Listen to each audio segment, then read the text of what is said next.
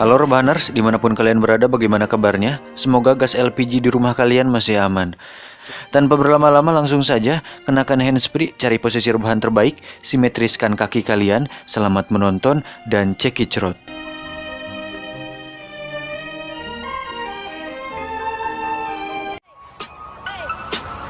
Get it when I get back.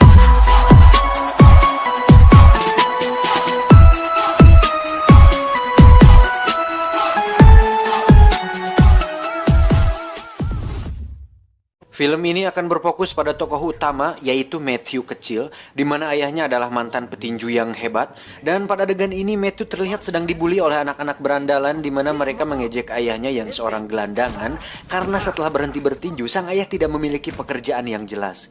Setibanya di rumah, sang ayah terlihat tengah tertidur sehabis minum bir yang dioplos dengan Amer, dan dengan tulus Matthew pun merapihkan ayahnya ke tempat tidur. Di situ Matthew bertanya mengenai desas-desus yang mengatakan bahwa sang ayah sekarang bekerja untuk seorang kriminal bernama Fallon. Fallon sendiri adalah seorang pembisnis yang cukup berkuasa di kota tersebut, di mana dia sering menggunakan cara-cara kriminal dan jahat untuk mendapatkan keinginannya. Sang ayah pun menjawab dengan mengatakan untuk tidak mendengarkan perkataan orang lain dan fokus belajar agar bisa menjadi seorang dokter atau pengacara supaya nasibnya tidak seperti ayahnya tersebut. You don't hit nothing but books, get me? You'll be a doctor, a lawyer. You can do anything if you're not afraid. Now you promise me. I promise, Dad. Esok hari sepulang Matthew sekolah, dia memutuskan untuk mengunjungi tempat ayahnya bekerja. Dan yang mengejutkan, ternyata sang ayah sudah 1 bulan tidak bekerja di sana. Saat Matthew melewati gang, betapa kagetnya dia saat melihat sang ayah tengah menghajar seseorang. Dan ternyata gosip tentangnya selama ini adalah benar, bahwa sang ayah bekerja untuk seorang kriminal. Melihat hal itu, Matthew langsung pergi dari sana dengan rasa kecewa yang sangat besar. Dan tak diduga, musibah pun terjadi ketika sebuah drum berisi cairan berbahaya tumpah mengenai tepat kedua mata Matthew, hingga cairan tersebut masuk ke dalam tubuh dan bereaksi terhadap syaraf-syaraf di otaknya.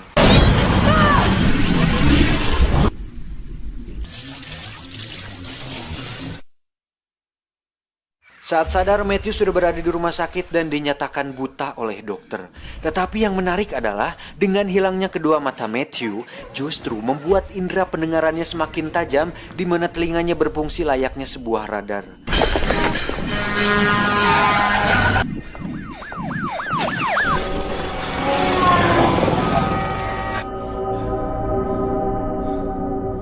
Tak lama masuklah sang ayah yang mengungkapkan penyesalannya, dan untuk kedepannya dia berjanji akan berusaha untuk tidak lagi membuat Matthew kecewa.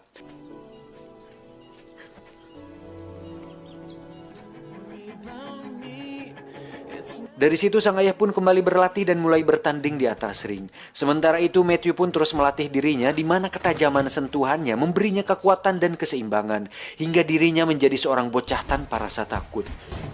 High above the roar of the streets, an acute sense of touch.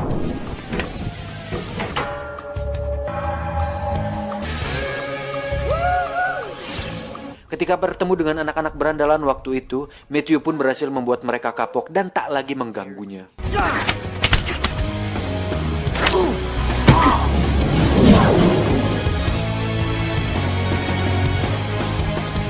Suatu malam saat sang ayah akan bertarung melawan petinju dari Fallon, sang ayah pun ditawari sejumlah uang agar dirinya mengalah dalam pertandingan tersebut, dan jika dia menolak, maka Fallon tidak akan segan-segan untuk memberinya pelajaran. Hingga saat pertarungan dimulai, sang ayah pun tidak melawan dan akhirnya tersungkur.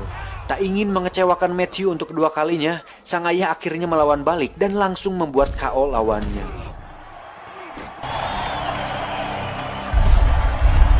The devil! This one was for you, man. Namun apa yang terjadi selanjutnya benar-benar sangat memilukan, di mana sang ayah dihajar habis-habisan hingga dibunuh tepat saat Matthew menghampirinya.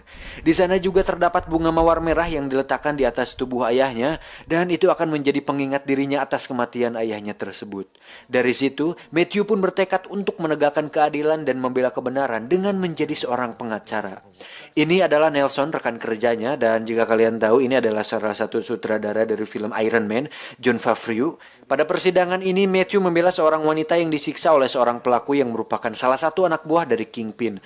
Kingpin Kingpin sendiri merupakan seorang yang berkuasa di kota tersebut sekarang setelah Fallon, dan faktanya Kingpin pernah menjadi anak buahnya Fallon dan merupakan pembunuh ayah Matthew, di mana si Kingpin inilah yang meletakkan bunga di tubuh ayahnya. Ketika si pelaku memberikan keterangan palsu, Matthew ternyata bisa mendeteksi kebohongan dengan merasakan detak jantungnya, dan itu memberikannya sebuah kelebihan untuk mengetahui suatu kebenaran. Karena tidak adanya cukup bukti, akhirnya hakim membiarkan pelaku itu bebas. Dan ketika hukum tidak bisa memberikan keadilan, maka Matthew menegakkan keadilan itu sendiri.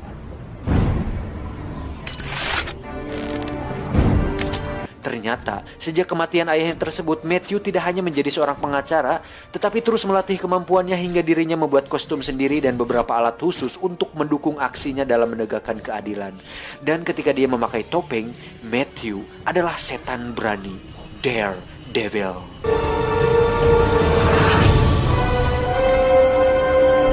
Ketika semuanya sudah siap, Matthew pun langsung mendatangi si pelaku yang berada di sebuah bar. Hingga terjadilah pertarungan antara Matthew melawan banyak orang dengan senjata api.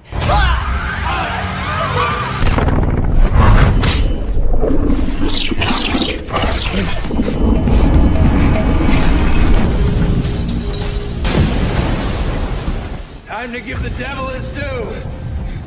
Saat yang tersisa hanya si pelaku, Matthew pun mengejarnya sampai di stasiun kereta api yang sepi. Di sini akhirnya kita bisa mengetahui kelemahan Matthew yang ternyata adalah suara bising yang sangat nyaring. Mengetahui hal itu, si pelaku pun langsung menodongkan pistolnya. Dan saat pelatuk ditarik, Matthew bisa merasakan pelurunya. Hingga saat kereta sudah lewat, Matthew langsung membuatnya terjatuh ke atas rel dan membiarkannya mati di sana. Setelah selesai dengan pekerjaannya sebagai seorang pahlawan, Matthew tentunya masih seorang manusia biasa yang memiliki rasa sakit, dan itu terlihat dari bekas luka di punggungnya. Satu hal yang menarik, Matthew sendiri tidur di dalam sebuah peti yang diisi air dan hanya menyisakan wajahnya saja untuk bernapas. Hal itu dia lakukan untuk meredam kebisingan sekitar agar dirinya bisa tidur nyenyak. Keesokan harinya saat Matthew sedang makan siang bersama Nelson, Matthew tiba-tiba merasakan radar bahwa ada wanita cantik di sana, dan faktanya walaupun Matthew sudah tidak bisa melihat, dia masih mengenali struktur objek dengan menggunakan kemampuan radarnya tersebut, dan itu membuat Matthew bisa membedakan mana yang seksi dan mana yang tidak. Dengan kekurangannya itu, Matthew pun mengambil simpati si wanita sehingga dirinya bisa berkenalan dengan wanita tersebut. Namun sayangnya si wanita keburu pergi sebelum dia memberikan namanya. Untuk itu Matthew pun terus mengikuti si wanita sampai ke sebuah sekolah dasar. Merasa diikuti, si wanita pun menegur, "Apa maumu, Mas?" Matthew pun menjawab, "Aku hanya ingin namamu, sayang." Saat si wanita menghindar, Matthew langsung memegang tangannya dan terjadilah sebuah pertarungan kecil. Hingga akhirnya si wanita serius dan membuka jaketnya.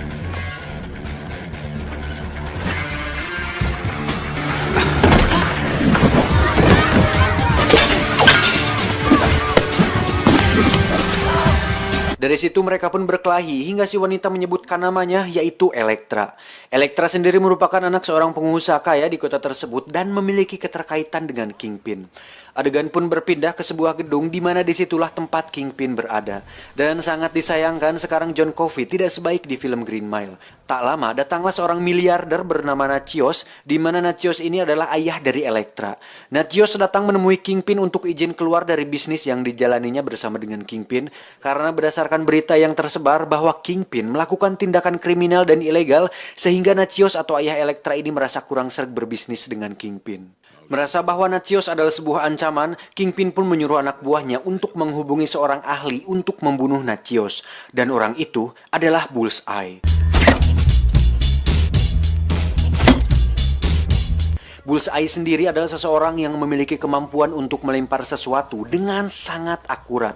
Dan yang menarik, Bullseye tidak pernah meleset seumur hidupnya. Pada adegan ini dia terlihat sedang taruhan dengan orang di sana, di mana saat orang itu kalah dan menghinanya, Bullseye mengeluarkan sesuatu dari jaketnya.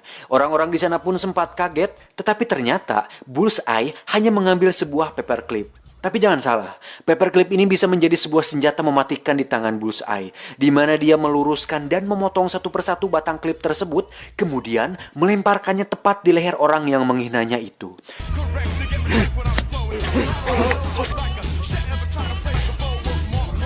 Saat berada di bandara untuk menuju ke kota Kingpin, Bullseye pun melewati metal detector, dan sebagai pembunuh bayaran, Bullseye hanya bermodalkan sebuah pulpen, tusuk gigi, dan paperclip di mulutnya. Dan sudah pasti petugas bandara pun tidak bisa mempersulitnya hanya karena membawa barang-barang normal seperti itu.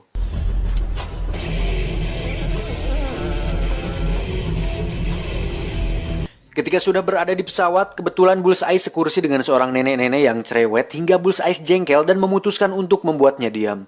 Dengan cara melemparkan sebuah coklat kacang tepat ke dalam mulut si nenek hingga membuatnya tersedak dan tewas saat itu juga. She said she had these things.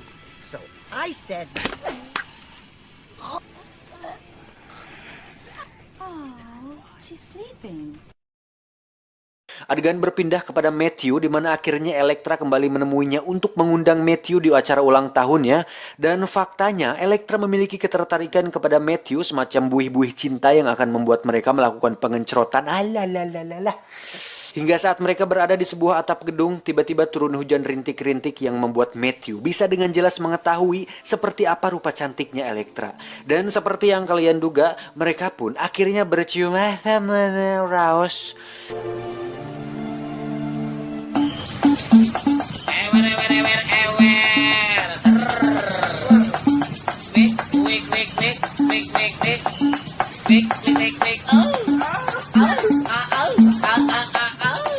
Singkat cerita, malam pesta ulang tahun Elektra pun akhirnya dilaksanakan. Di mana di situ ada banyak sekali tamu yang hadir, tidak terkecuali Kingpin. Di mana si Kingpin ini memperingati Nachios alias ayahnya Elektra untuk berhati-hati dan menaruh sebuah bunga mawar merah di saku jasnya. Karena merasa khawatir, Nachios pun membawa Elektra ke dalam mobil untuk pergi dari sana dan membawa serta pengawal bersamanya. Sementara itu kita akan diperlihatkan Bullseye tengah memacu motor Harley-nya yang tidak lain tujuannya adalah untuk membunuh ayah Elektra. Merasa bahwa Elektra dalam bahaya, Matthew pun segera berubah menjadi Daredevil dan memutuskan untuk mengawalnya dari jauh. Dan saatnya tiba, Bullseye pun berdiri di atas motornya dan mengeluarkan semacam senjata dari gespernya, kemudian melemparkannya kepada pengawal Elektra hingga mobilnya kehilangan kendali dan menabrak mobil lain. Tak lama datanglah Daredevil dan tanpa banyak pikir, Bullseye pun langsung melemparkan senjatanya dan ternyata meleset untuk pertama kali dalam hidupnya.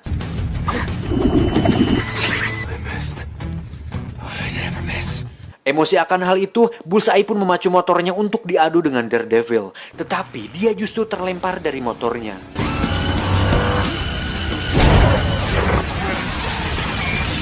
Tak diduga, salah satu tongkat milik Daredevil pun berhasil diambil oleh Bullseye. Dan dengan tongkat itu pula, Bullseye pun berhasil membunuh ayahnya Elektra.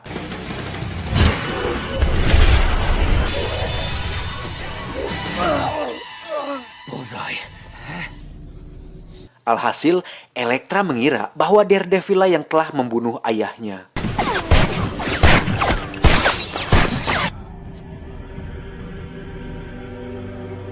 Dengan kematian ayahnya, Elektra pun memutuskan untuk balas dendam kepada Daredevil. Dengan diiringi musik yang keren dan sinematik, Elektra pun berlatih dengan senjata khasnya, yaitu pisau Trisula.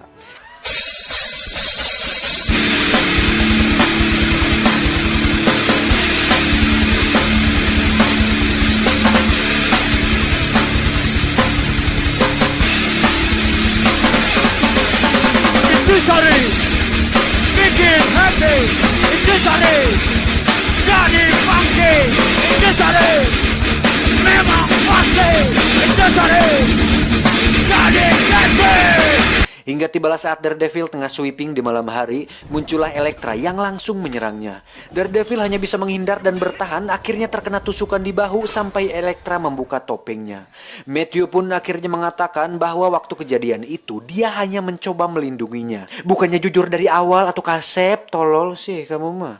Saat sedang bersedih-sedih, muncullah Bullseye. Elektra pun dengan cepat melemparkan trisulanya. Namun hal itu sangat amat salah besar karena Bullseye adalah ahlinya. Otomatis saat Bullseye lempar balik, trisula milik Elektra pun menembus tepat di telapak tangannya.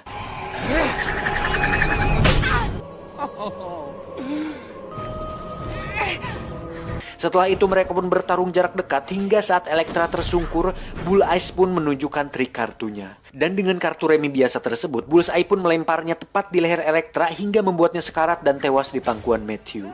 Karena polisi mengepung tempat tersebut, Bullseye pun segera pergi meninggalkan mereka berdua.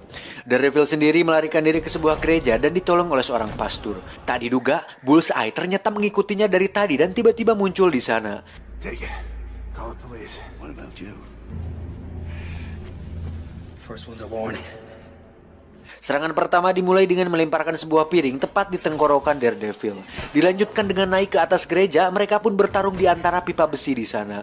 Saat Bullseye tak sengaja memukul pipa tersebut, Daredevil terlihat kesakitan hingga akhirnya Bullseye mengetahui kelemahannya. Namun hal itu berhasil ditangani oleh Daredevil.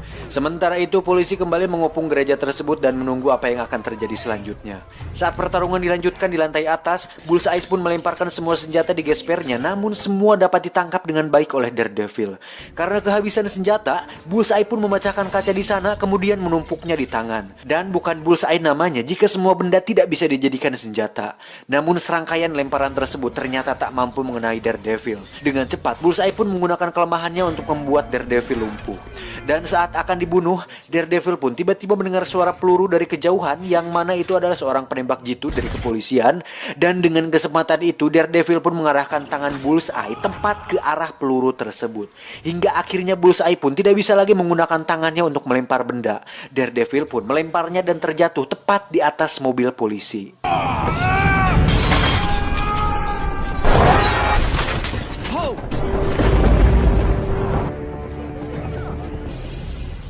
There's been a problem. Send the guards home. Setelah Bullseye dikalahkan, Daredevil pun mendatangi Kingpin sesuai informasi dari Bullseye tadi bahwa Kingpin lah yang mengirimnya. Dan dengan tubuh raksasa tersebut, Kingpin ternyata tidak mudah untuk dikalahkan dan justru Daredevil lah yang dilempar dan dihajar habis-habisan. Saat mengetahui bahwa ada saluran air di sana, Daredevil pun merusak saluran tersebut hingga airnya bocor. Dan seperti waktu melihat Elektra saat gerimis, Daredevil pun kini bisa melihat Kingpin dengan jelas. Dia pun langsung menghajarnya hingga mematahkan kaki Kingpin. Namun sebagai seorang pahlawan, Daredevil pun tidak membunuh Kingpin walaupun dia sudah merenggut dua orang yang dicintainya karena dia adalah penegak keadilan dan pembasmi kebatilan.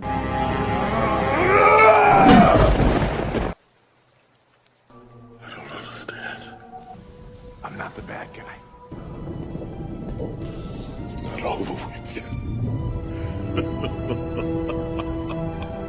Kingpin pun akhirnya dipenjara dan yang paling mengejutkan, ternyata Bullseye masih hidup walaupun mengalami beberapa patah tulang yang serius. Dan saat ada seekor lalat lewat di depan mukanya, Bullseye pun mencoba meraih suntikan dan berhasil membunuh lalat tersebut tepat sasaran. Tamat.